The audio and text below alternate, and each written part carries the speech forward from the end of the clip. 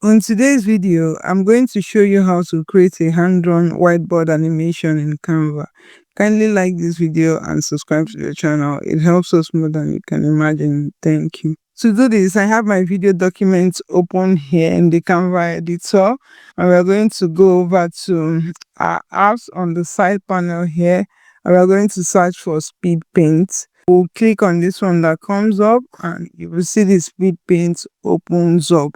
Now from here, we're going to upload our image that we want to turn into a whiteboard animation. I'll click on choose file here and select the image I want to use. You can choose to set your sketch duration, which I'm going to reduce to 7, and the color fill duration, which I'm going to make to 3. From here, you can choose a hand style. I'm going to select this one.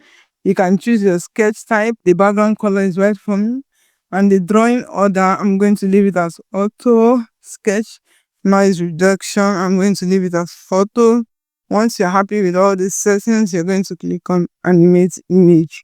It's completed and it has added the animation to our design page. Let me know if you have any questions. To have a good one.